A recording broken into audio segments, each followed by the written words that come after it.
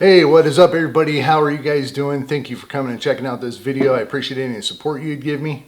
That would be awesome. Want to kind of talk about things don't always go as planned. No matter how much you want to prepare for something, things might not work. A lot of people say 2 is 1, 1 is none. I'm not a big fan of that necessarily. I don't disagree with it, but I don't put a ton of emphasis on that. Because if you get something that's good quality that you know is going to last, it's probably going to last. Like I don't need multiple garden hose. The garden hose is going to be fine. I might need another handle or wood. I can actually carve a handle out of wood, and I got the bolts and tools behind me to be able to attach that to this hoe to make it work. So do I need 2 hoses? No. But things can go kind of sideways. And today I went out to feed the chickens, let the chickens out, let them start their day. And I noticed something wasn't right. And looking on my other lot, on the far end of the lot, we have beehives. I don't own the beehives, but we do get some honey out of it for kind of leasing the space to beekeepers. We have, it's 15 or 20 beehives out there. But they're all painted white, a couple of them blue, stuff like that. And I noticed some really dark browns. And I was like, that ain't right. Started looking and I noticed some of them were tipped over. I went to further investigate and every single beehive except for one is over on its side. They're stacked, they're about this high. They got 3 or 4 of them per stack. Every one has leaned over. Now, the first thing I thought is it was possible sabotage. Maybe one of my neighbors got bit by a bee. They're going to blame it on me. Came in the middle of the night, knocked them all over. I don't know. But I started thinking about it, and if it was some sort of sabotage like that, I think it would be more chaotic. I think they'd be all over the place. I don't think they'd just be kind of tipped over still in formation. They'd be kind of blasted all over.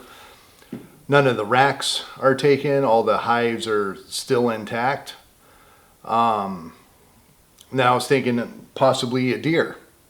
Maybe because we have deer in that area, they bed down in that area quite a bit. Maybe one of them got pissed off at the bees and decided to wreak chaos. But no, it's not that, because every single one is laying in the same direction. Now, that's kind of the obvious thing that I think about is a person, a human being was involved with this act. We've had a lot of storms come through. When I was driving up to Kansas City one night, I was getting blasted in my semi truck. It was moving it all over the place. The winds were very high, 40 miles an hour, severe thunderstorms. But I didn't really get it here. And I was even looking, I have my weather station. Another good point to have a weather station so you can help figure out maybe what a culprit is or what's going on. No very high winds since August. I was getting up to almost 30 miles an hour in August, but since then, oh crap, I have a tree frog on my camera. I don't think I'm going to be able to get it, but I was trying to figure out what was going on. Come here, little buddy.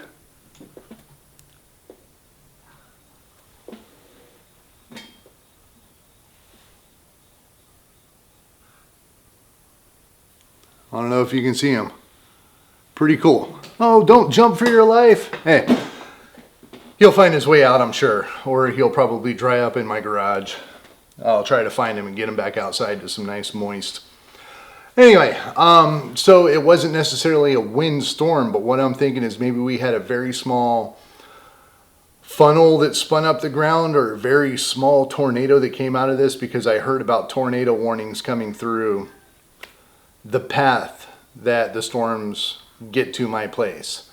I think it was Friday morning or Saturday morning. I got back and I have NOAA weather radio in the truck. It's mandatory by law, actually. And I'm in and out of my truck a lot when I get back to my yard and stuff like that. But I heard something about tornadoes and tornado warnings. So I have a feeling that maybe a very small tornado touched down on the back of my property and jacked up all the bees. Now it sucks. it's really sad. We're going to have to contact the owners, let them know what happened. Of course, I got pictures of everything, as you saw. But yeah, it's going to be no honey for this season. So this can happen with anything. I'm just giving you one example of a random SHTF that happened to one of the plans that you might have that might not produce, might not give you something, might not be as it was supposed to be. So 2 is 1, 1 is none. You know, hey, I had 15 instead of 1, and all 15 got messed up. So didn't really apply to this case now, did it?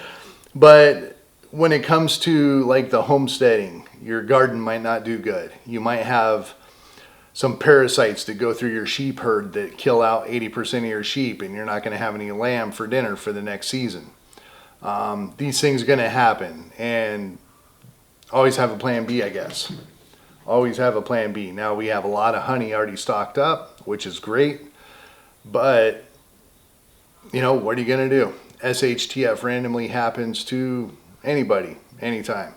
So yeah, just kind of something to think about. If there is a backup plan that you can have for something that's going to be vital for survival, for eating, for getting water, anything like that, it might be time to start thinking about maybe some sort of backup plan for them. So all right, just kind of wanted to share this experience with you guys. It really sucks. I feel bad for the bees.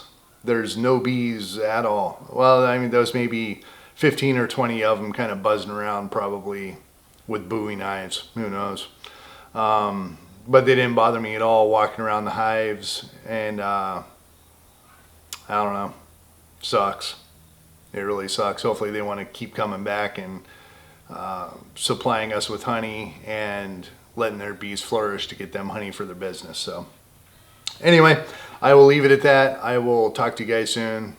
Take care and peace.